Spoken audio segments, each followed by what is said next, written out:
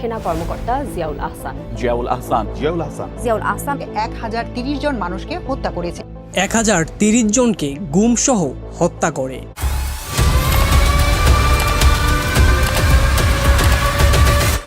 বাংলাদেশের মুখোশধারী এক ভয়ঙ্কর সিরিয়াল কিলার।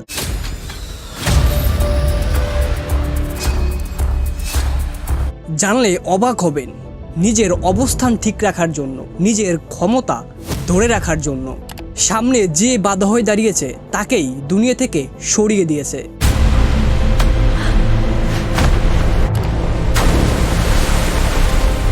আমি আছি আপনাদের সাথে তাজুল। আজ আলোচনা করব বাংলাদেশের এক ভয়ঙ্কর সিরিয়াল কিলার নিয়ে, যে মানুষটা শপথ নিয়েছিল বাংলাদেশের সমস্ত অপরাধ বন্ধ করবে এবং প্রত্যেকটা অপরাধীকে ধরে ধরে জেলে ঢুকাবে। ঠিক সেই মানুষটার হাতেই 1030 জন গুমসহ হয়েছে।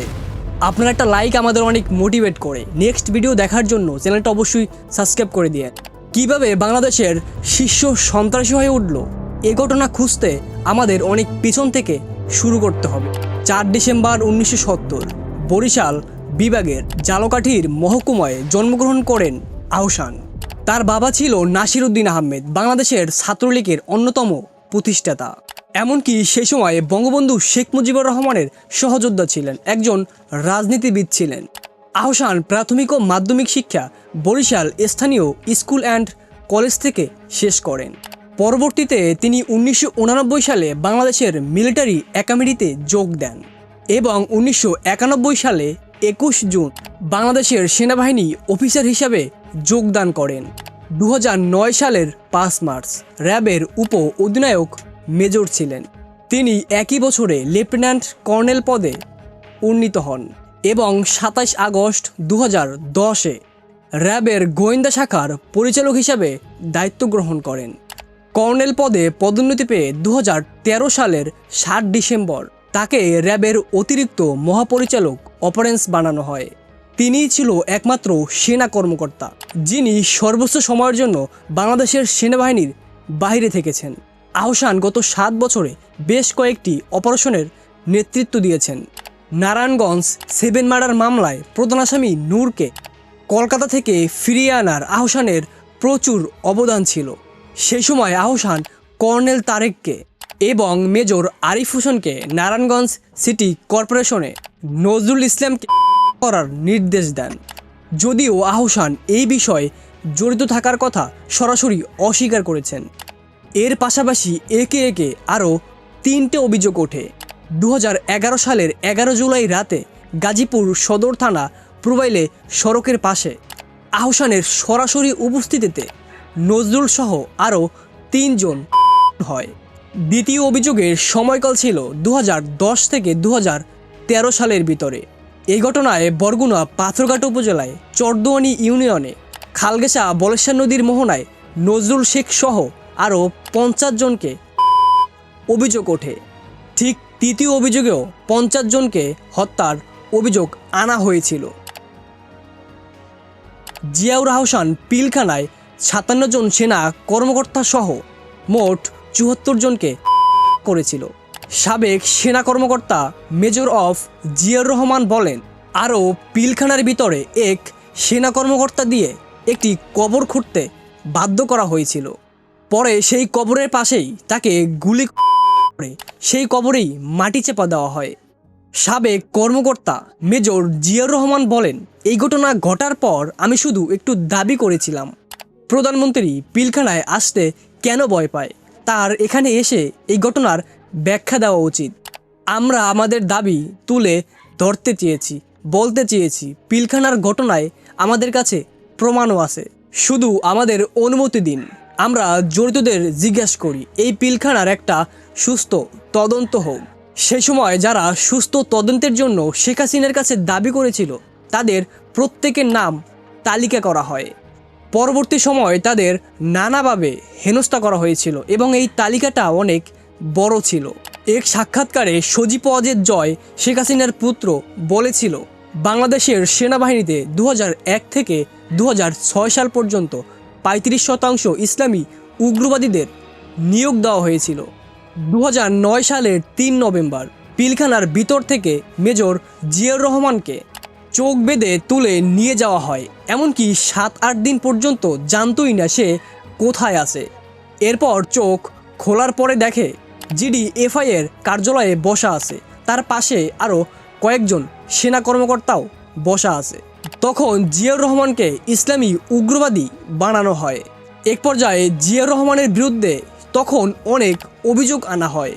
ব্যারিস্টার তাপসের অফিসে বোমা মেরেছে, অথচ সেখানে কোনো হতাহতের ঘটনাই ঘটেনি। শুধুমাত্র সেখানে এসির কম্প্রেসার বিস্ফোরিত হয়েছিল। এর কিছুদিন পর তার স্ত্রীকেও তুলে আনা হয়। এমনকি জিয়াউর রহমানের বাবার সাথেও তখন খারাপ ব্যবহার করা হয়। 2010 সালে 4 অক্টোবর তাকে জেলে পাঠানো হয়, অথচ তাপসের অফিসে বোমা হামলা প্রমাণ করতে পারেনি। এই জন্য তার বিরুদ্ধে প্রধানমন্ত্রীর সাথে মত বিনিময়ের অভিযোগ আনা হয়েছিল। 2014 সালের এপ্রিলে জিয়াউর রহমান মুক্তি পায়। এরপর সে কোনো চাকরি পায়নি, কোনো ব্যবসাও করতে দেয়নি, এমনকি সেই সময় রাজমিস্ত্রি কাজ করে জীবিকা নির্বাহ করতে। এর আগে জিয়াউর রহমান 2009 সালে 25 ফেব্রুয়ারি র্যাবে কর্মরত ছিলেন। তখন পিলখানায় বিডিআরের সদস্যরা গুলি করছে। সেই সময় major Ziaur Rahman commander colonel Zakir র্যাবের এলডিজি রেজানুর খানকে ফোন দিয়ে সব কিছু খুলে বলে। তখন জাকির খুব ক্ষিপ্ত হয়ে তাৎক্ষণিকভাবে সেখান থেকে তাকে প্রত্যাহার করে দেয়। সেখান থেকে ফিরে এসে বেলা 3টার দিকে জিয়াউর রহমান ও তার সাথে আরও বেশ কয়েকজন সেনা কর্মকর্তা আবাহনী মাঠে জড়ো হয় এবং তাদের দাবি ছিল পিলখানায় যেন সেনা অপারেশন চালানো হয়। এর কয়েক ঘন্টা পর সন্ধ্যার দিকে কামরাঙ্গীচর সেনা কর্মকর্তার লাশ পাওয়া যায়। সেই সময় আরও বিভিন্ন জায়গা থেকে সরানো ছিটানো বেশ কতগুলো সেনা কর্মকর্তা উদ্ধার করে। এই ঘটনা ঘটার সময় আইজিপি নূর র্যাবকে অনুমতি দেয়নি, অথচ পুরো পিলখানা র্যাবের নিয়ন্ত্রণে নেওয়ার মতো ক্ষমতা ছিল। জিয়াউর আহসান একদম শেষের দিকে জাতীয় টেলিকমিউনিকেশনের মনিটরিং সেন্টারের মহাপরিচালক ছিলেন। তখন তার মাধ্যমে দেশের বিভিন্ন নেতাকর্মীর কল ফাঁস হতো। এমনকি জানলে অবাক হবেন, জিয়াউর আহসান বিভিন্ন অপরাধের সাথে জড়িত থাকার জন্য তাকে দেশের বড় বড় পদে দায়িত্ব দেওয়া হয়। যোগ্যতা না থাকা সত্ত্বেও তাকে দায়িত্ব দেওয়া হয়। এখন একটা প্রশ্ন আসতেই পারে, একজন অপরাধীকে কেন এত বড় পদে নেওয়া হয়, আর কেই বা নেয়? হয়তো আপনারা এতক্ষণে বুঝে গেছেন এত বড় পদে জিয়াউর আহসানকে কে নিয়েছিল। জিয়াউর আহসান শেখ হাসিনার হয়ে কাজ করতেন, এমনকি শেখ হাসিনার হাতের পুতুল ছিলেন।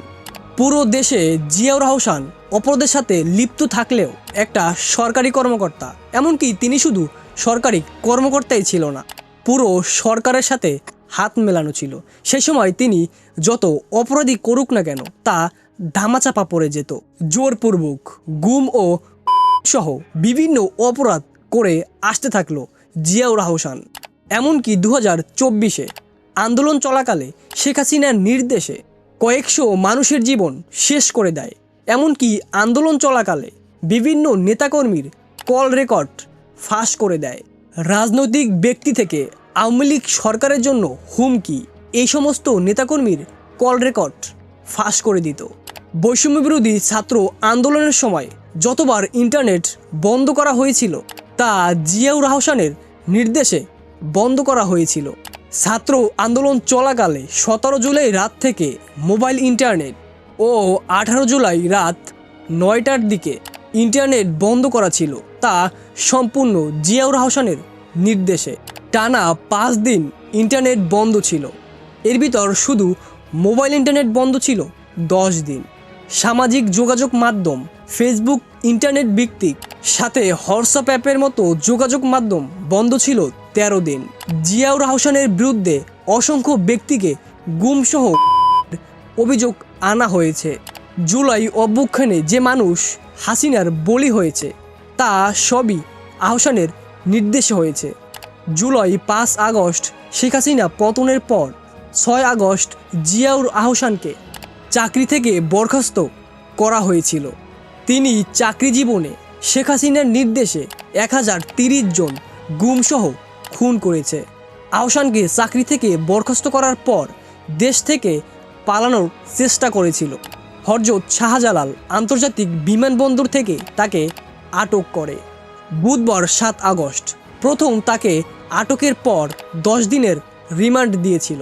পরে 2 দিন কমিয়ে 8 দিনের রিমান্ড মঞ্জুর করা হয়। সবচেয়ে বড় কথা হলো পাপ বাপকেও ছাড়ে না। আজ নয়তো কাল তাকে ধরা পড়তেই হয়।